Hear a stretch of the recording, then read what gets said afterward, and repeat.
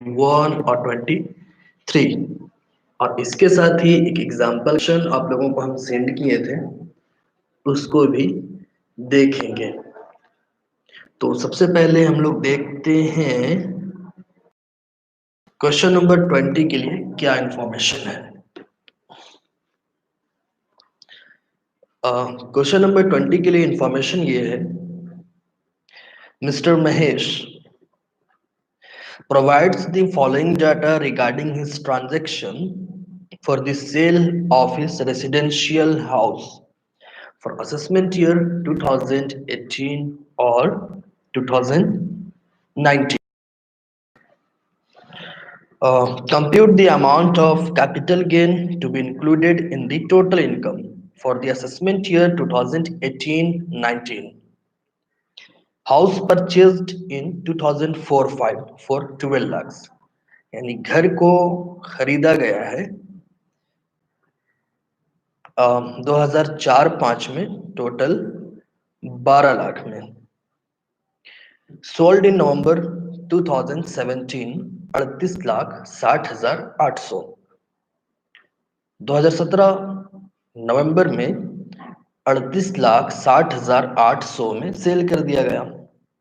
Purchased another house in September 2017 10 lakhs or deposited in the capital gains account scheme 1988 in January 2018 4 lakhs। ठीक है। घर को बेचा जा रहा है 38,60,800 में, और सितंबर में ही एक नया घर लिया गया था 10,000 में, और कैपिटल गेन अकाउंट स्कीम में जनवरी 2018 में 4 लाख रुपया इन्वेस्ट किया गया है। तो अब देखिए ये बनेगा कैसे। ऊपर में हम लोग सबसे पहले लिखते हैं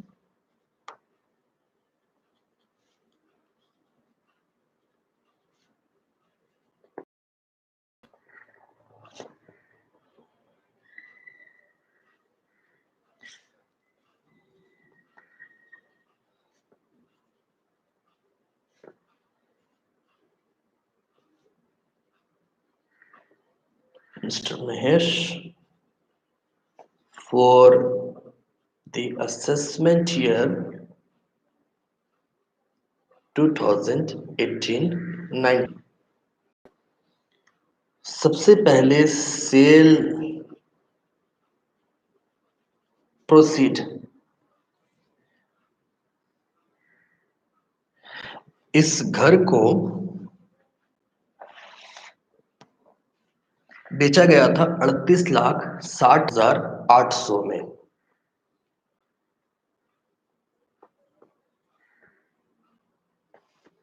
अड़तीस लाख 60,800, और इस पे तुरंत हम लोग लेस करेंगे, कोई ट्रांसफर फी नहीं था, इसलिए index cost of acquisition. Index cost of acquisition में हम लोगों को ये देखना होता है कि घर लिया कितना में गया था। घर लिया गया था 12 लाख रुपया में। घर को जिस साल बेचा जा रहा है उस साल का इंडेक्स है 272, और जिस साल खरीदा गया था 2004-5 उस साल का इंडेक्स है 113। इसको कैलकुलेट करने के बाद कितना आना चाहिए? 12 लाख रुपया है, बताइए थोड़ा।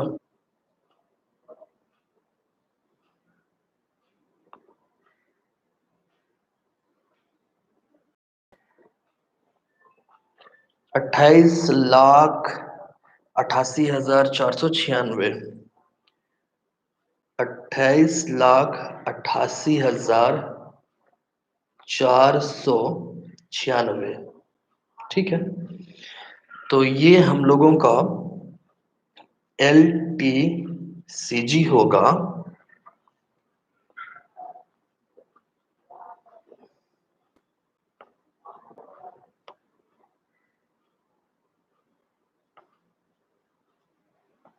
9,72,304।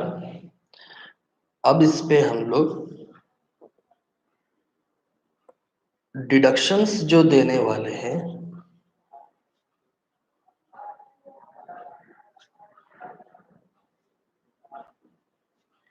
Deduction under section 54।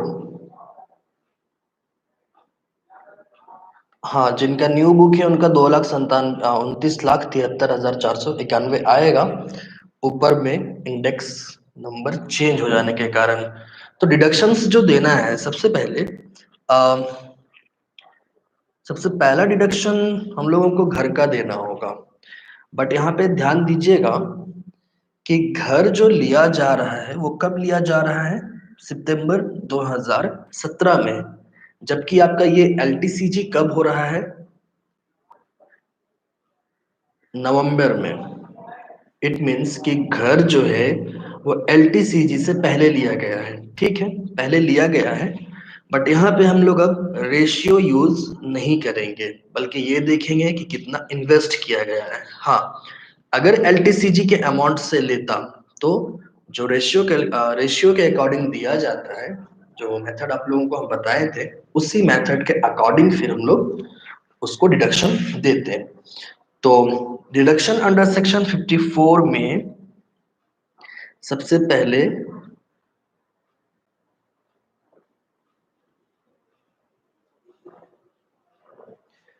Purchase of house. Purchase of house, ये परचेज कितना का किया गया था? टोटल 10 लाख का। लेकिन आपके अमाउंट कितना है? 9,72,304। इसलिए आप इसको मैक्सिमम डिडक्शन दे सकते हैं 9,72,304। और दूसरा जो कैपिटल गेन स्कीम में डाला गया था पैसा, कैपिटल गेन स्कीम, इस पे इसको कोई भी डिडक्शन नहीं मिलेगा, क्योंकि एलटीसीजी का पैसा बचा ही नहीं। एलटीसीजी नवंबर का ये 2017 है, और ये जो घर ले रहे थे ये सितंबर 2017 है, यानी कि ठीक 2 महीना पहले। तो इसको 9,72,304 रुपया मिलेगा, जबकि कैपिटल गेन में नील होगा। तो आपका टैक्सेबल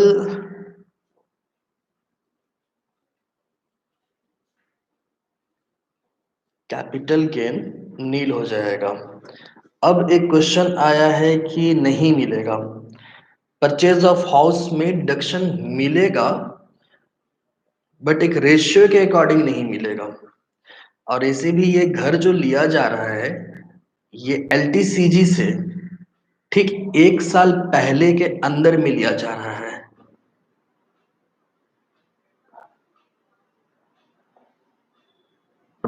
से ज्यादा का परचेस किए तो छूट तो 10 लाख महीना मिलेगा। वही चीज हम लोग किए हैं। देखिए, हाउस परचेज में उसको डिडक्शन मिलेगा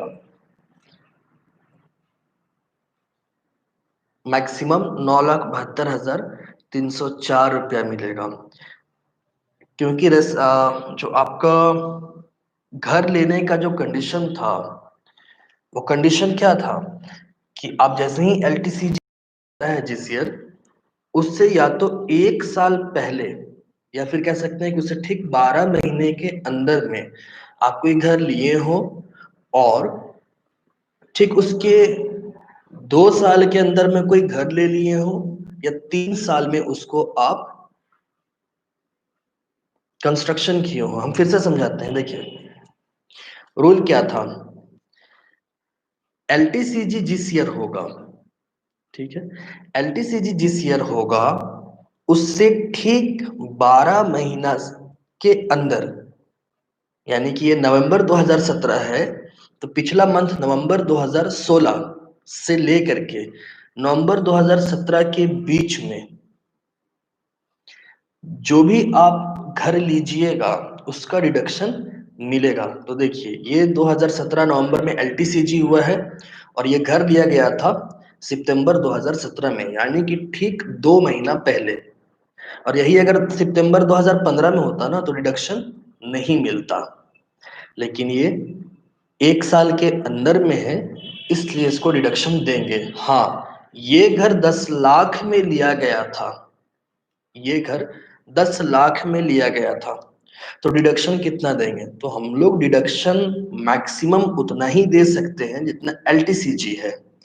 अगर एलटीसीजी में हम लोगों का 12 लाख रुपया होता तो हम लोग परचेज ऑफ हाउस के लिए 10 लाख रुपया डिडक्शन देते, बट यहाँ पे हम लोगों का एलटीसीजी 10 लाख से कम है और इस घर को खरीदने में 10 लाख रुपया लगा था, तो जितना एलटीसीजी होगा उतना ही डिडक्शन मिलेगा।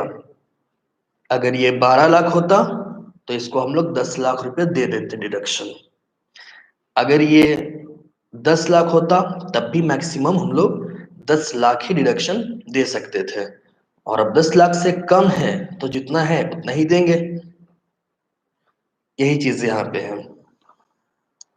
और अगर इसी घर को, यहाँ पे थोड़ा ध्यान से सुनिएगा, अगर इसी घर को जो कि 10 लाख में लिया गया था दिसंबर 2017 में लिया जाता ना, दिसंबर 2017 में, तो जो रेशियो पे हम लोग डिडक्शन देते हैं, जो फॉर्मूला बताए थे, उसी फॉर्मूला के अकॉर्डिंग इसको कैलकुलेट करते और डिडक्शन देते हैं। यही इसका कंसेप्ट है। तो घर ये लिया है इसलिए डिडक्शन मिलेगा।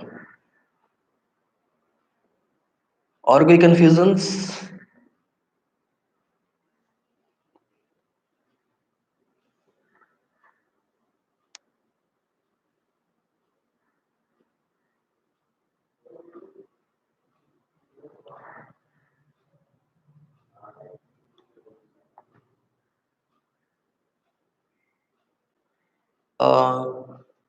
क्वेश्चन नंबर 8 में एलटीसीजी ज्यादा है और लैंड परचेज कम में लिए थे, बट छूट आप एलटीसीजी वाला दिए हैं। ठीक है, एक बार देख लेते हैं क्वेश्चन नंबर 8 में हम कितना उसको रिडक्शन दिए हैं। उस क्वेश्चन को देख लेते हैं बुक में क्या था, उसमें हो सकता है कुछ कंफ्यूजन रहा होगा। अच्छा, क्वेश्चन नंबर 8 में एग्रीकल्चर लैंड लैंड था।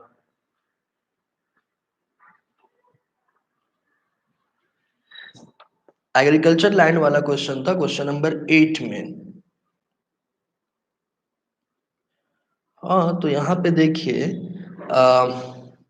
आपको हम बताएं उस क्वेश्चन में, अगर देख रहे हो तो,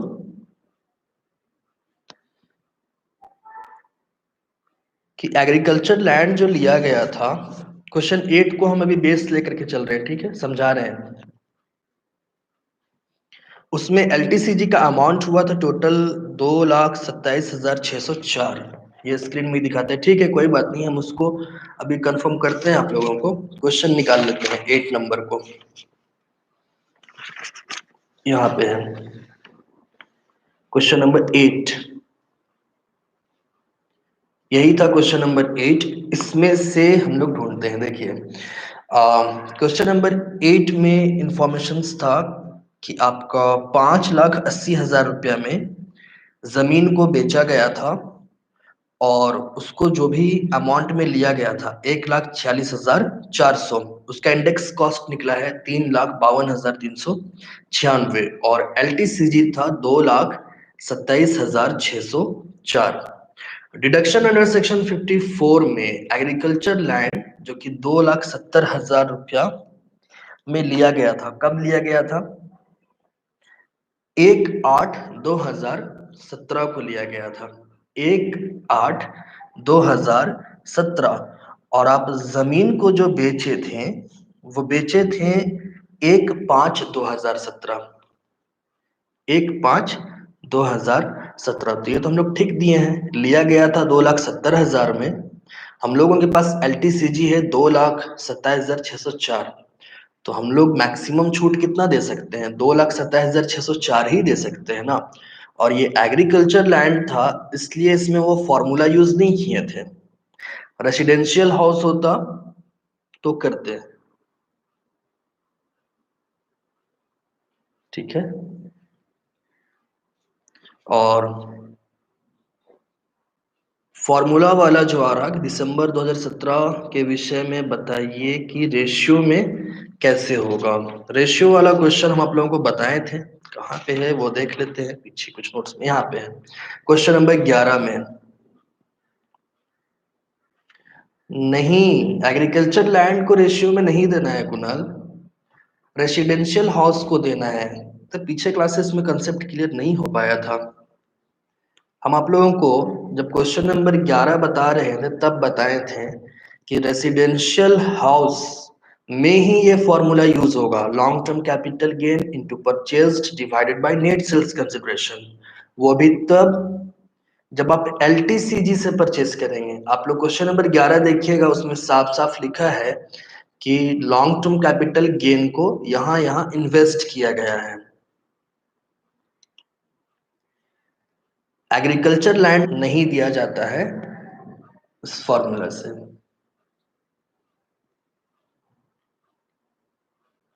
रेशियो वाला क्लियर नहीं हो रहा है। एक चीज माइंड पे रखिए, सबसे पहले तो आप लोग ये माइंड में रखिए, रेशियो हम लोग सिर्फ रेसिडेंशियल हाउस के लिए यूज करेंगे। सबसे पहले ये चीज आप लोग कहीं पे पॉइंट लिख लीजिए, नोट्स लिख लीजिए कहीं पे। रेशियो जो है ये सिर्फ रेसिडेंशियल हाउस के लिए होगा, बाकी किसी के लिए नहीं होगा। ठीक है, सिर्फ रेसिडेंशियल हाउस। एग्रीकल्चर लैंड के लिए रेशियो यूज नहीं होता है। ठीक है, एग्रीकल्चर लैंड के लिए रेशियो यूज नहीं होता है। क्वेश्चन नंबर 8 में यहाँ पे जो हम लोग रेशियो यूज नहीं किए हैं, इसलिए नहीं किए हैं क्योंकि ये एग्रीकल्चर लैंड है ना कि रेसिडेंशियल हाउस। अगर ये रेसिडेंशियल हाउस होता तो रेशियो यूज करते, बट ये एग्रीकल्चर लैंड है। और यहाँ पे एलटीसीजी हम लोगों का 2,27,604 ही है, इसलिए 2,70,000 में हम लोग मैक्सिमम छूट दे सकते हैं 2,27,604 का। यही चीज है यहाँ पे अभी का क्वेश्चन में जो अभी हम लोग बना रहे हैं। इस क्वेश्चन में भी यही चीज इंफॉर्मेशन है कि 9,72,304 का आपका एलटीसीजी हुआ है और आप रेसिडेंशियल हाउस ही है परचेज कर रहे हैं पिछला 1 साल के अंदर में, बट यहाँ पे फॉर्मूला यूज नहीं कर रहे हैं। क्यों नहीं कर रहे हैं? क्योंकि यहाँ जो अमाउंट है वो एलटीसीजी के पैसा से, ये जो इन्वेस्टेड अमाउंट है हाउस का, वो एलटीसीजी से नहीं किया गया है। ठीक है, एलटीसीजी से इस घर को परचेज नहीं किया गया है, इसलिए इसको हम लोग रेशियो के अकॉर्डिंग नहीं देंगे। रेशियो यूज करने के लिए एक और नोट्स लिखिए, एलटीसीजी के अमाउंट से जब रिहायशी मकान या रेसिडेंशियल हाउस खरीदा जाएगा तब रेशियो का यूज करेंगे। इस चीज को लिख लीजिए कहीं पे, एलटीसीजी के अमाउंट से रेसिडेंशियल हाउस खरीदा जाएगा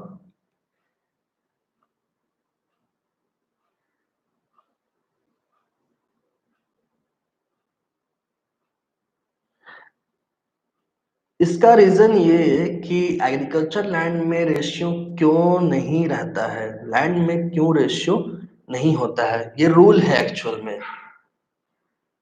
ठीक है, रूल है एग्रीकल्चर लैंड में, बहुत सारा रूल्स है, उसको आप लोग पढ़ लीजिएगा कि एग में क्यों नहीं रहता है ऐसे। ये तो जो रूल बन गया अंडर सेक्शन 54 में, उसी के अकॉर्डिंग चलना होता है। और ये इंफॉर्मेशन शायद नहीं है कि एग्रीकल्चर लैंड में क्यों नहीं होगा। हाँ, एक यहाँ पे हम लोग ये कंसेप्ट निकाल सकते हैं एग्रीकल्चर लैंड के लिए कि वो रिहायशी मकान नहीं होता है, वहां पे बस खेती होता है, कृषि होता है। और दूसरी चीज कि कृषि से जो इनकम होता है वो टैक्स फ्री होता है, उस पर टैक्स नहीं लगता है। जबकि अगर आप घर को रेंट पे उठा दे रहे हैं और उससे इनकम होगा तो टैक्स लगेगा। तो हम लोगों को जो कंसेप्ट क्लियर करना था वो कंसेप्ट ये था रेशियो। तो इसको अगर आप लोग नहीं लिखे हैं तो एक बार और हम दोहरा देते हैं, उसको लिख लीजिएगा। एलटीसीजी के अमाउंट से रेसिडेंशियल हाउस परचेज किया जाता है। वीडियो रुक गया, रिफ्रेश कीजिए या फिर से शुरू कीजिए। एलटीसीजी के अमाउंट से जब रेसिडेंशियल हाउस परचेज किया जाता है तब रेशियो का यूज करते हैं। ठीक है, तब रेशियो का यूज किया जाएगा। और यहां पे हम लोगों का पूरा पैसा खत्म हो चुका है, इसलिए कैपिटल गेन स्कीम में हम लोगों को कोई भी डिडक्शंस नहीं मिलेगा क्योंकि पैसा खत्म हो गया। तो टैक्सेबल कैपिटल गेन नील हो जाएगा। यही है इस क्वेश्चन में थोड़ा सा घुमा फिरा करके कंसेप्ट, या कह सकते हैं आंसर है।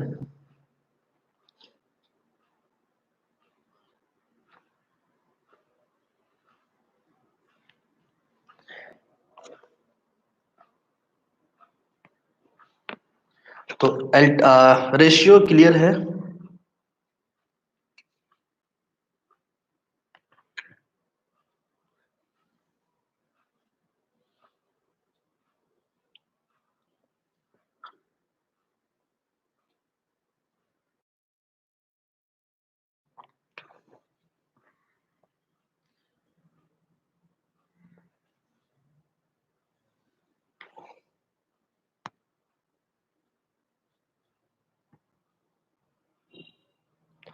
अगर दिसंबर 2017 में परचेज होता तो, बहुत अच्छा क्वेश्चन है, अगर ये दिसंबर 2017 में परचेज होता तो क्या करते हैं? तो रेशियो यूज करते हैं। बट यहाँ पे ध्यान ये रखना होता कि क्या ये परचेजिंग अमाउंट एलटीसीजी से है या ऐसे ही।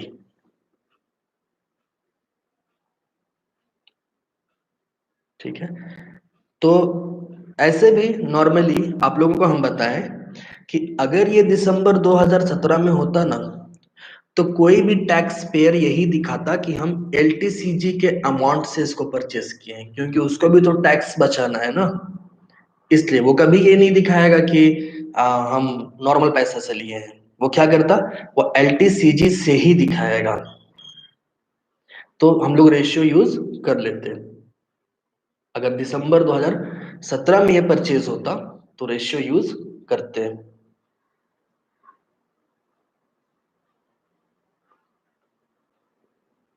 20 में परचेज किए हैं, नोट्स तो लिखवा दिए ना, सेम नोट्स था कि परचेज ऑफ हाउस, या जो रिहायशी मकान लिया गया है ये नवंबर 2017 से पहले लिया गया है, इसलिए मैक्सिमम डिडक्शन जो है वो 9,304 का होगा, क्योंकि उस घर को 10 लाख में लिया गया था और एलटीसीजी 9,72,304 का ही है। इसलिए कैपिटल गेन स्कीम को हम लोग यहाँ पे डिडक्शन इसलिए नहीं किए हैं या इसलिए नहीं दिखाए क्योंकि एलटीसीजी का अमाउंट बचा ही नहीं। यही है। तो ये नोट्स तो अब आप लोगों का अगर कंसेप्ट क्लियर होगा तो नोट्स खुद से बना सकते हैं इसका।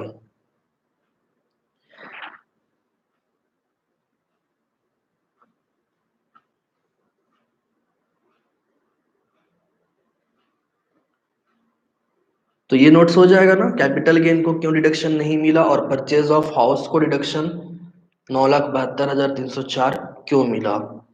तो हम लोग क्वेश्चन नंबर 21 में चलते हैं।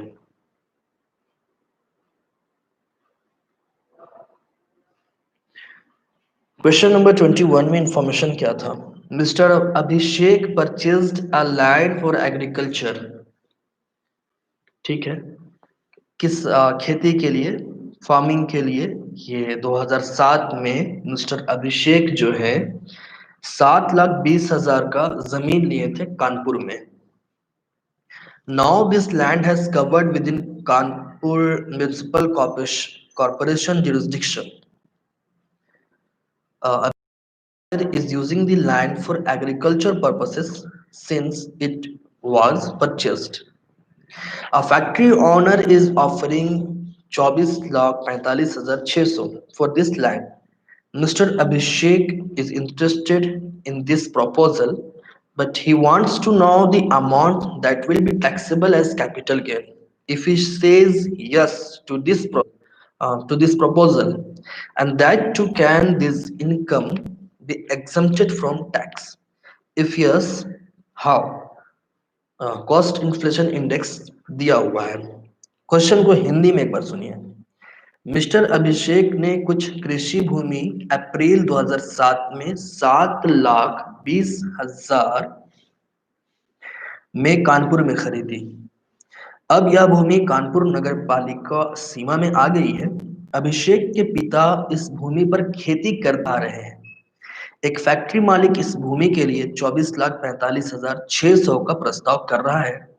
मिस्टर अभिषेक इस प्रस्ताव पर हाँ करने के पहले यह जानना चाहते हैं कि उन्हें कितनी रकम पर पूंजी लाभ कर चुकाना होगा और यह कि कैसे इसे कर मुक्त लाभ में बदला जा सकता है। ठीक है, अब आपको मिस्टर अभिषेक को सजेस्ट करना है कि आप कितना टैक्स दीजिएगा और उस टैक्स को कैसे बचाया जा सकता है।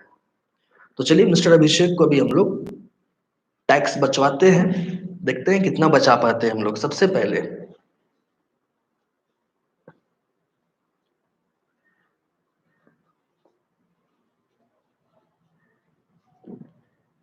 computation of taxable capital gain। इसमें नोट्स थोड़ा लिखना होगा, एक वो नोट्स लिखिएगा। सबसे पहले सेल्स प्रोसीड, उस घर को कितना में सॉरी उस जमीन को बेचने के लिए जो प्रपोजल आया था वो कितना आया था। ये प्रोसीड अभी बेचे नहीं है हम लोग, बस प्रपोजल में चल रहे हैं अभी। 24,45,600 20,000 में बेचने वाला 272 और खरीदने वाला ईयर का इंडेक्स 129। तो ये कैलकुलेशन थोड़ा बताइए कि index cost of acquisition 7,20,000 into 272 divided by 129 ये कितना होगा।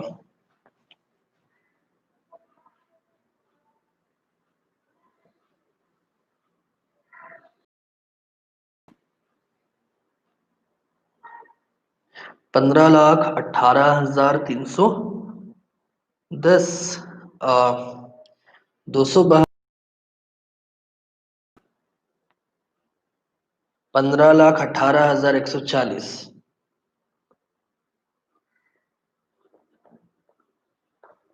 इसका रेशियो ज्यादा है, ठीक है। 24,45,600 में 15,18,140 को लेस कर दीजिए तो 64,729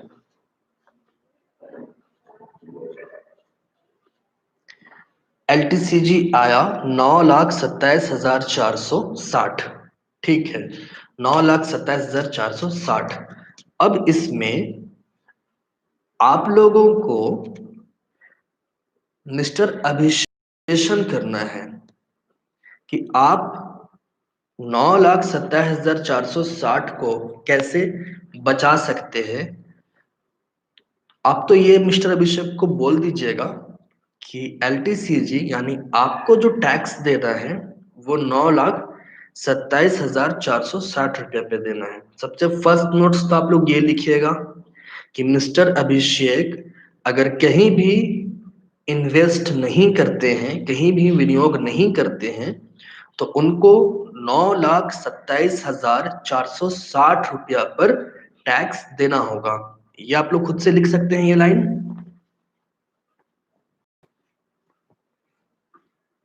बताइए थोड़ा।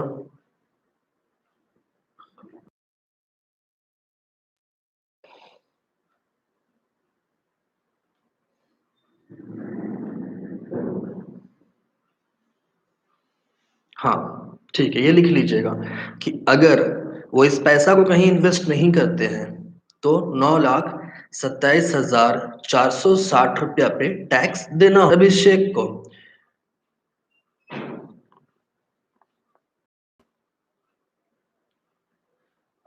लिखा दे हम मैसेज में टाइप कर देते हैं यहाँ पे, आप लोग लिख लीजिएगा देख करके।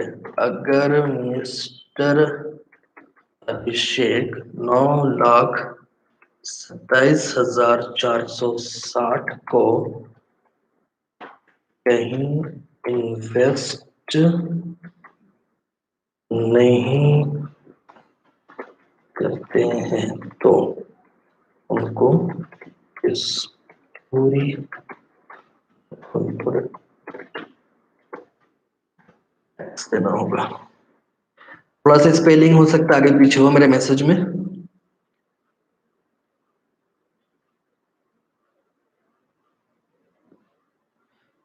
अगर मिस्टर अभिषेक 9,27,460 को कहीं इन्वेस्ट नहीं करते हैं तो उनको इस पूरी रकम पर टैक्स देना होगा। सेकंड, कैसे बचाया जा सकता है इस टैक्स को? सबसे पहला, या तो वो इसको कैपिटल गेन स्कीम 1988 में डाल देंगे। ठीक है, क्लियर है? क्योंकि हम लोग देखते आए हैं कि एलटीसीजी का अमाउंट से अगर आप 3 साल के अंदर में रहने का घर ले लेते हैं या किसी कैपिटल गेन स्कीम 98 में कोई स्कीम में आप इन्वेस्ट कर देते हैं तो आपको छूट मिल जाएगा। सेकंड ये हो जाएगा कि मिस्टर अभिषेक इस रकम को कैपिटल गेन स्कीम 1988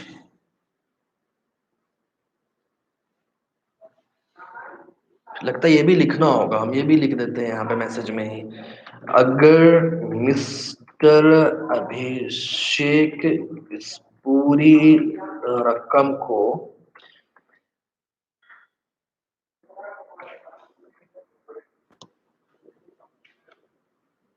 हाँ, अगर मिस्टर अभिषेक इस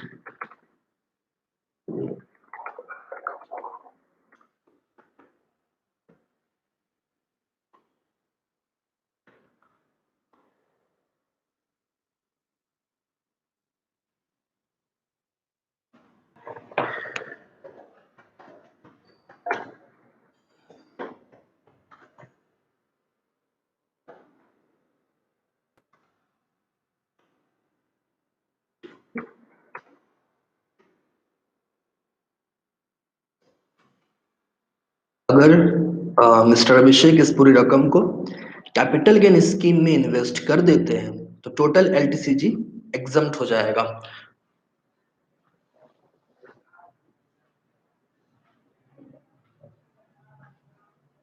अब इसी तरह से अगर रहने के घर में तो वो रेशियो अब लग जाएगा, रहने के घर में पूरा एग्जम्प्ट नहीं होगा। ये कह सकते हैं कि ये पूरा रकम को एग्रीकल्चर लैंड के लिए यूज करते हैं तो भी आपका टैक्स बच जाएगा। इसके बाद हम लोग 23 में चलेंगे, ये आप लोग लिख चुके हैं। क्वेश्चन नंबर 23 में आइए।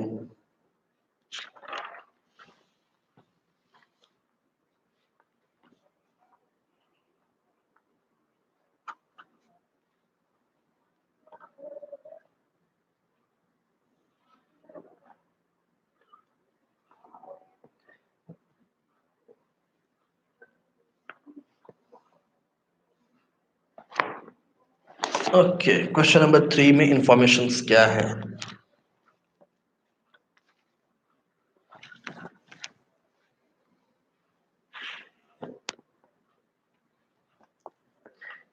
निम्न सूचना से कर निर्धारण वर्ष 2018-19 के लिए पूंजी लाभ की गणना कीजिए।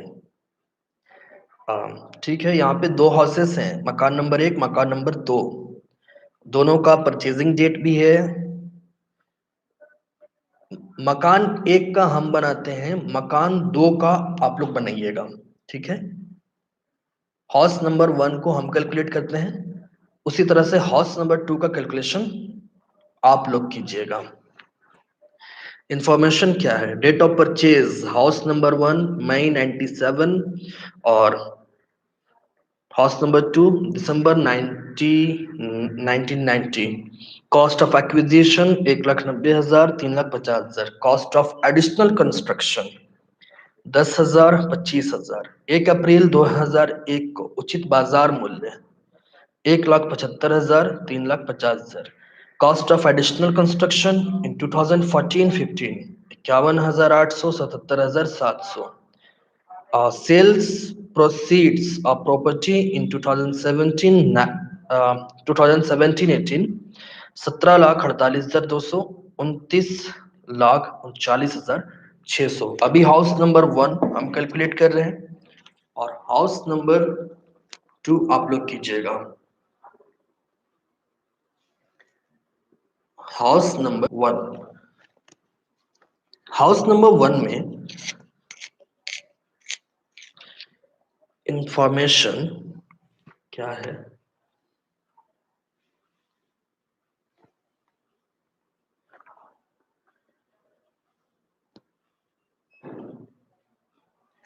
Computation of taxable capital gains. ये मेरा हाउस नंबर 1 के लिए है। सेल्स प्रोसीड, सेल्स प्रोसीड में इंफॉर्मेशन है कि हाउस नंबर 1 को बेचा जा रहा है 17,48,200 में।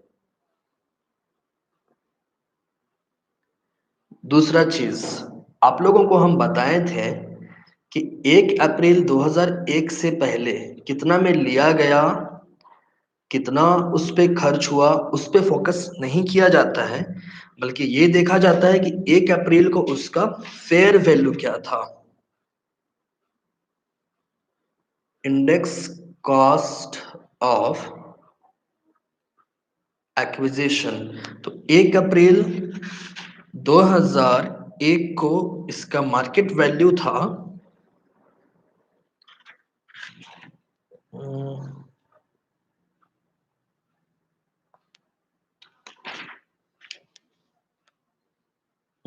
1 चीज और थोड़ा ध्यान दीजिएगा, हम इसको बता देते।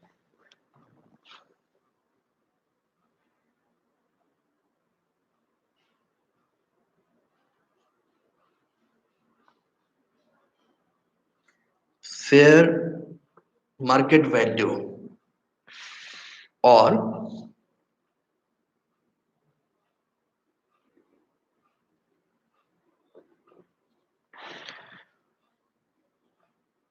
परचेजिंग वैल्यू, ये दोनों चीज दिख रहा, फेयर मार्केट वैल्यू और परचेजिंग वैल्यू। से जो बड़ा होगा ना, जिसका अमाउंट ज्यादा होगा, उसी को कॉस्ट ऑफ एक्विजिशन में उठाना है। अगर फेयर मार्केट वैल्यू बड़ा है तो हम लोग फेयर मार्केट वैल्यू को उठाएंगे कॉस्ट ऑफ एक्विजिशन में, और अगर परचेजिंग वैल्यू बड़ा है तो परचेजिंग वैल्यू को उठाएंगे। इस क्वेश्चन में थोड़ा ध्यान से देखिएगा कि हाउस नंबर 1 के लिए फेयर मार्केट वैल्यू कितना दिखा रहा है, 1,75,000। जबकि इसी क्वेश्चन में परचेजिंग वैल्यू देखिएगा तो purchasing value cost of acquisition का था 1,90,000। तो दोनों अमाउंट्स में से बड़ा अमाउंट कौन है? दोनों अमाउंट्स में से बड़ा अमाउंट है परचेजिंग वैल्यू, जो 1 अप्रैल 2001 से पहले लिया गया था। ठीक है, तो ये एक पॉइंट को ध्यान रखिएगा। अमाउंट अगर फेयर मार्केट वैल्यू का अगर ये बड़ा होता तो हम लोग ध्यान नहीं देते कि परचेजिंग वैल्यू क्या था 1 अप्रैल 2001 से पहले। बट अगर आपका fair market value purchasing value से कम है तो हम लोग परचेजिंग वैल्यू का ही कॉस्ट ऑफ एक्विजिशन निकालेंगे और इंडेक्स होगा 2001 का। इट मीन से हम लोग 1,75,000 नहीं 1,90,000 लिखेंगे इंटू करंट ईयर का 272 और 2001 से पहले जितना भी ईयर्स है सबके लिए इंडेक्स यूज होता है 100।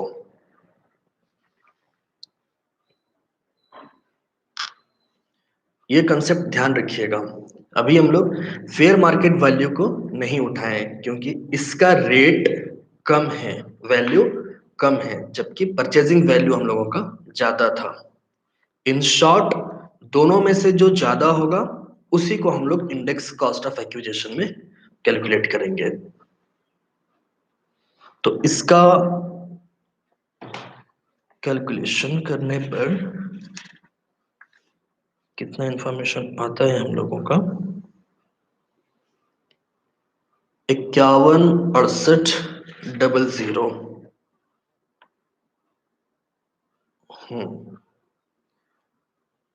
5 लाख, सॉरी 5,16,800। ये कंसेप्ट क्लियर है? अगर आप लोग पहले ये बता दें तो आगे बढ़े। क्या ये कंसेप्ट क्लियर है फेयर मार्केट वैल्यू और परचेजिंग वैल्यू का?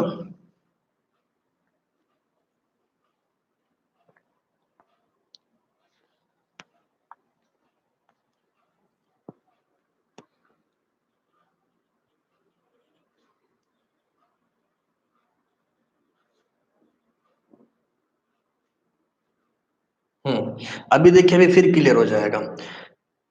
कॉस्ट ऑफ कंस्ट्रक्शन, तो उस पर ध्यान दीजिए कि 1990 में जो हाउस नंबर 1 के लिए कंस्ट्रक्शन था, कॉस्ट का सॉरी कंस्ट्रक्शन कॉस्ट था वो 10,000 का था। जबकि 2014-15, अब तो यहाँ पे 1 अप्रैल का तो कॉस्ट ऑफ एक्विजिशन यहाँ पे कितना है 51,800 इंटू 2014-15 का 240 इंडेक्स दिया हुआ है। सॉरी, इंडेक्स हम ऊपर लिख रहे हैं, इंडेक्स तो हम लोगों का करंट ईयर का जाएगा ऊपर में 272 और 240 नीचे जाएगा। तो इसको कैलकुलेट करके बताइए ये कितना होगा।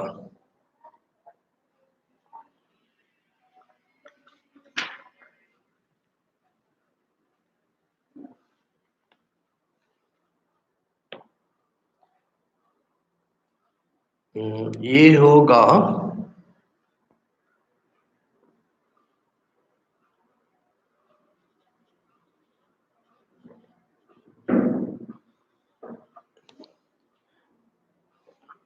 272 डिवाइडेड बाई 240, 60,433 जो है वो अकॉर्डिंग टू 280 वो भी सही है। जब हम लोग यहाँ पे न्यू एडिशन के बुक से बनाएंगे तो 60,433.3 सही है। उतना लंबा कहाँ से आएगा बजरंग? 79,35,04,902।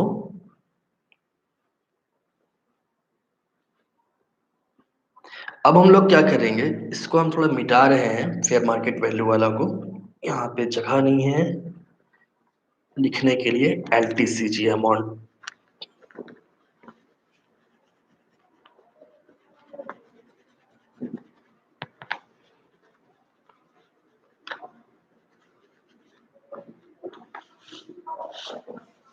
देखिए, तो अब यहाँ पे 51,16,800 ये तो हम लोग ऊपर में लिख दिए हैं 51,16,800। हमको यहाँ नीचे वाला देखना है ना, कॉस्ट ऑफ कंस्ट्रक्शन कितना था। क्वेश्चन पे ध्यान दीजिए, क्वेश्चन में कॉस्ट ऑफ कंस्ट्रक्शन दिया हुआ है जो कि 51,800 का था, उसको कैलकुलेट किए तो हम लोगों का आया 58,707। अब ये जो सेल्स प्रोसीड था 17,48,200 में, ये दोनों को लेस कर दीजिए।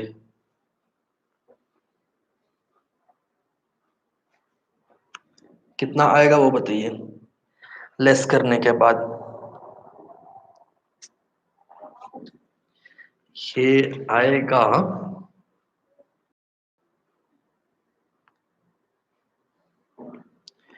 5, 6,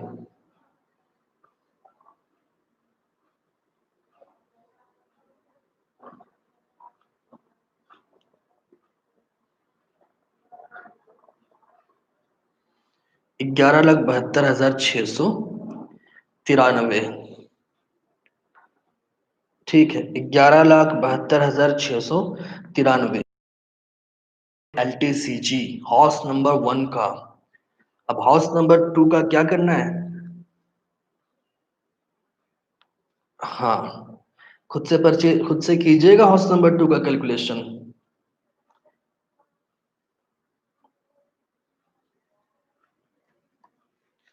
हाउस नंबर 2 में हम थोड़ा हिंट्स करते हैं आप लोगों को। हाउस नंबर 2 में तो आसान है। फेयर मार्केट वैल्यू और परचेजिंग अमाउंट में बड़ा अमाउंट को लेने के पीछे क्या कंसेप्ट है? बहुत अच्छा क्वेश्चन है, क्या कंसेप्ट है, क्यों? आप लोग थोड़ा सा इस कंसेप्ट को क्लियर कर लीजिए कि हम लोग बड़ा वाला अमाउंट को क्यों लिए थे। ठीक है, बन गया, बहुत अच्छी बात है। कंसेप्ट क्लियर कर लेते हैं, बड़ा अमाउंट को क्यों लिए। एक बार आप लोग हमको पहले ये कैलकुलेट करके बता दीजिए कि 1,75,000 इंटू 272/100 करने पे कितना आएगा, इसका कैलकुलेशन ये बताइए, तब वो कंसेप्ट हम क्लियर आप लोगों का कर देंगे। 1,75,000 इंटू 272 डिवाइडेड बाई 100, 1750 इंटू 272 कर दीजिए।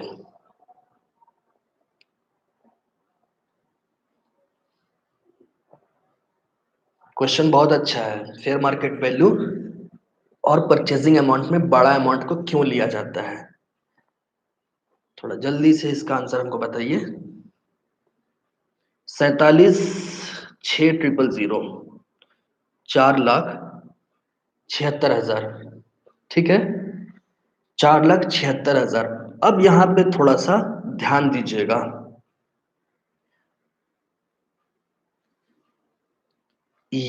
अगर हम लोग छोटा वाला अमाउंट से कॉस्ट ऑफ एक्विजिशन निकालते हैं तो अमाउंट कितना बनता? 4,76,000। टैक्स पेयर को यहाँ पे कितना लेस करना पड़ता? 4,76,000। इट मीन्स कि ये अमाउंट अगर छोटा होता तो रिजल्टिंग अमाउंट ज्यादा आता। ये क्लियर हो रहा? अगर ये अमाउंट लेस करने वाला अमाउंट कम होता तो रिजल्टिंग फिगर एलटीसीजी ज्यादा होता। कितना ज्यादा होता वो भी हम बताते हैं। 4,76,000 और 5,16,000, 7,4,11, 40,800 रुपया। इट मीन्स कि ये जो एलटीसीजी अभी आप लोग देख रहे हैं ना, 11,72,693, इसमें और 40,800 ऐड कर देते हैं। अच्छा, 14 का 4, 2 और 1, 3, 7,4,11। ठीक है, तो अब यहाँ पे ध्यान दीजिए। अगर हम लोग छोटा अमाउंट को लेते और कैलकुलेट करके 4,76,000 आता, और यहाँ हम लोग 4,76,000 लेस करते कॉस्ट ऑफ एक्विजिशन में, तो हम लोगों का एलटीसीजी कितना निकलता? 12,13,493। अब जो है वो बेचारा को तो लोड हो जाता ना इस पे। गवर्नमेंट टैक्स जो आपसे लेती है आप पर बोझ नहीं बनाना चाहती है।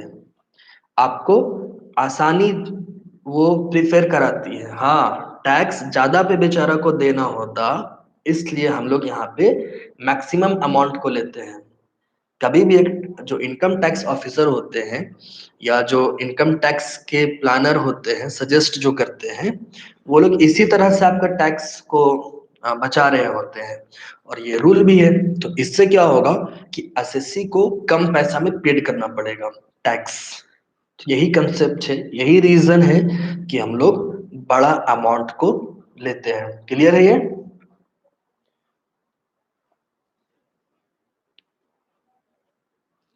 लेकिन ऐसा नहीं है कि ये फायदा सिर्फ एक पक्ष को होगा। ये पैसा दो पक्ष को भी होता, ये फायदा दो पक्ष को भी होता है। अगर हम कम अमाउंट को वहां पे लेते तो एलटीसीजी ज्यादा होता, और हम लोग ज्यादा एसेट्स परचेज करके इसको टैक्स को बचा लेते हैं। तो फायदा आपको भी है, फायदा गवर्नमेंट को भी है। तो यही इसका कंसेप्ट है, बड़ा अमाउंट को लेने के लिए, ताकि एसएससी को कम पैसा पे टैक्स देना पड़े। तो इसी तरह से हाउस नंबर 2 के लिए कैलकुलेट कर लीजिएगा। और एक एग्जांपल हम आप लोगों को सेंड किए थे, वो एग्जांपल नंबर बुक से 16 है, न्यू बुक में 14 होगा। उस एग्जाम्पल को हम आप लोगों को समझाते हैं, उसमें है क्या चीज एक्चुअल में। जो हम लास्ट में एक फोटो आप लोगों को आज सेंड किए हैं, उसको थोड़ा ध्यान से देखिएगा। उसमें इंफॉर्मेशन ये है, एक औद्योगिक उपक्रम एक्स लिमिटेड की भूमि का उत्तर प्रदेश सरकार ने अनिवार्यतया अधिग्रहण कर लिया। करदाताओं को इसे प्राप्त करने की लागत अप्रैल 2008 में 1,50,000 रुपया थी। यानी कि वो जो बंदा है उसको 1,50,000 रुपया में अप्रैल में खरीदा था। उत्तर प्रदेश सरकार ने इसकी क्षतिपूर्ति की राशि 25 मई 2017 को 10 लाख रुपया की भुगतान की। 2017 में 10 लाख रुपया मिल रहा। हाउस नंबर 2 का हिंट्स जो आप लोग पूछ रहे हैं वो सेम ऐसा ही है, उसमें आप लोग देख लीजिएगा, सेम ऐसा ही बनेगा।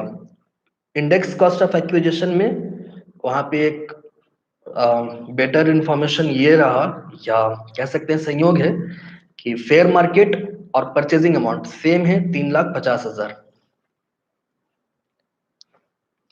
तो इस क्वेश्चन में आगे ये भी इंफॉर्मेशन था, कंपनी ने 20 मार्च 2018 को औद्योगिक उपक्रम के लिए एक अन्य भवन 2 लाख का क्रय किया। ठीक है, मानो कि कंपनी ने इस नए भवन को 31 अगस्त 2018 को 2,50,000 में बेच दिया। धारा 54 डी के अंतर्गत कर मुक्त राशि ज्ञात कीजिए तथा कर निर्धारण वर्ष 2018-19 तथा 19-20 के लिए कर के पूंजी लाभ भी ज्ञात कीजिए।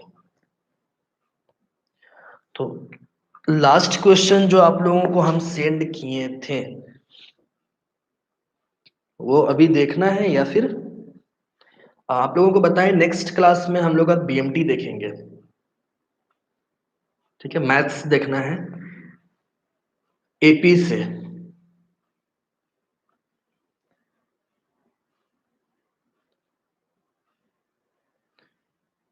मैथ्स पढ़ना है आप लोगों को। टैक्स को थोड़ा सा हम लोग ब्रेक करते हैं कुछ, ताकि जिनका नहीं हो पाया वो कर लीजिए आराम से। मैथ्स को भी देखते हैं थोड़ा थोड़ा। इनकम फ्रॉम सैलरी भी हम पढ़ा देंगे। जो सेमेस्टर 3 में है उनके लिए प्रॉब्लम नहीं है, उनको तो क्लास मिल ही जाएगा। एक्चुअल में जो सेमेस्टर 6 में है उनका इनकम टैक्स में सैलरी नहीं है, वो लोग सैलरी सेमेस्टर 5 में ही पढ़ चुके हैं। हम इसलिए आप लोगों को कैपिटल गेन से शुरू किए, कैपिटल गेन और इनकम फ्रॉम अदर सोर्सेस, क्योंकि सेमेस्टर 6 का लॉकडाउन खुलते ही एग्जाम होगा। बट सेमेस्टर 3 का अभी नहीं होगा। तो इसमें एक बेनिफिट ये होगा कि लॉकडाउन में ही कैपिटल गेन और income from other sources complete हो जाएगा, और इससे बेनिफिट हो जाएगा सेमेस्टर 6 वाले लोग का। वो लोग अपना एग्जाम देंगे, फिर आप लोग सैलरी से आगे बढ़िएगा। वो लोग सैलरी में अटेंड नहीं करेंगे। हम इसलिए अभी कैपिटल गेन को कवर कर रहे थे, ताकि सेमेस्टर 6 के जो लोग हैं उन लोगों का ये कवर हो जाए सिलेबस। और मैथ्स भी पढ़ना है हम लोगों को। पार्ट थर्ड ओल्ड कोर्स का एग्जाम भी लॉकडाउन खुलते ही होगा।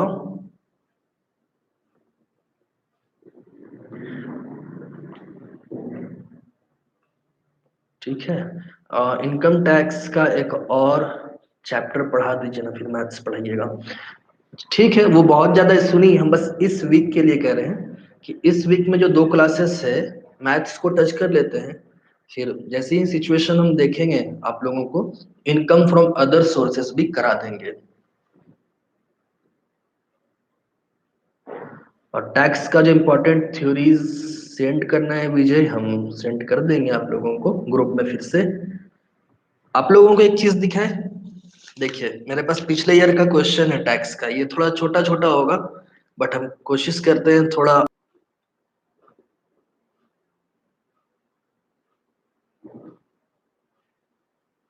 क्वेश्चन साफ दिख रहा है ये वाला?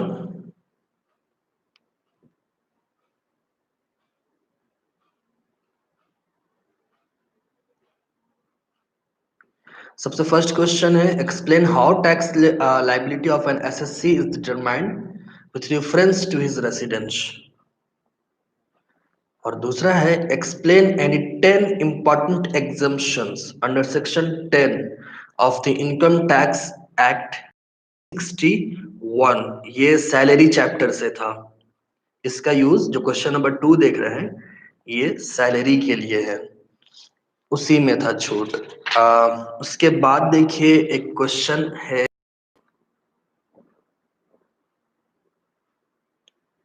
प्रत्यक्ष करों के केंद्रीय बोर्ड के अधिकारों का वर्णन कीजिए। Central board of direct taxes.